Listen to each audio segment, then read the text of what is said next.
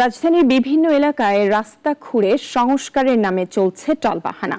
আর কিছু রাস্তা দেখলে মনে হয় এগুলো পরিত্যক্ত ঘোষণা করেছে সিটি কর্পোরেশন। এসব সড়কে চলাচল করা কিংবা স্থানীয় মানুষের ভোগান্তির সীমা নেই। সানি আহমেদের প্রতিবেদন। দেখছেন রাস্তার বেহাল দশায় অসুস্থ রোগীকে কিভাবে নেওয়া হচ্ছে। রাজধানীর বাড্ডার আদর্শনগরের রাস্তার নির্মাণ কাজে তৈরি হয়েছে জনগণের তীব্র ভোগান্তি। যদিও উন্নয়নের সাময়িক অসুবিধা হতেই পারে, কিন্তু কাজ করার বেখেয়ালিপনায় দুর্ভোগে সাধারণ মানুষ। এটা কাইটে রাখছে, মানুষের দুর্ভোগ অনেক, পানিতে তলাই থাকে, তারপর পানির জায়গা থেকে কিছু গাড়িগুলো চলতে পারে না। অসুবিধা, চলাফেরার অসুবিধা হইতেছে, আমাদের ব্যবসা বাণিজ্য বন্ধ, আমার দোকান বন্ধ। অনেকদিন ধরে কাইটা এরকম ভাবে রাখছে, পুরা রাস্তাটি বন্ধ। এনদে আবার রামপুরা তোমার বাইরান যায়, এনদে 300 ফিট হইয়া বাইরান যায়। গিয়েছিলাম মিরপুর 11 কালশির পলাশনগরে ছাপড়া মসজিদের পেছনের গলিতে।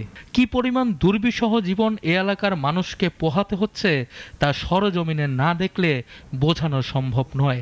দুর্গন্ধ ময়লা পানি, যেখানে নানা রোগের জীবাণুর সঙ্গে বসবাস এ এলাকার মানুষদের। ময়লা এই জায়গাটা কোনো পরিষ্কার করে না, এই জায়গায় কেউ আসে না।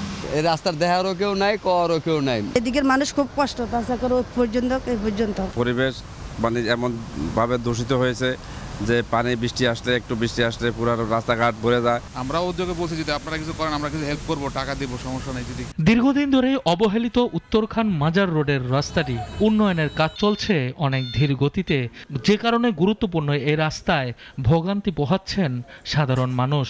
কাটার পুরে আছে, দুর্ভোগ ব্যবসা বাণিজ্য, মানুষের দুর্ভোগে জর্জরিত অবস্থা। কেন্দ্রীয় মাজার আছে, মাজার চৌরাস্তা, এখানে শিক্ষা প্রতিষ্ঠান, মাদ্রাসা আছে, মার্কেট আছে, স্কুল কলেজ আছে, মানুষের যাতায়াতে খুবই সমস্যা।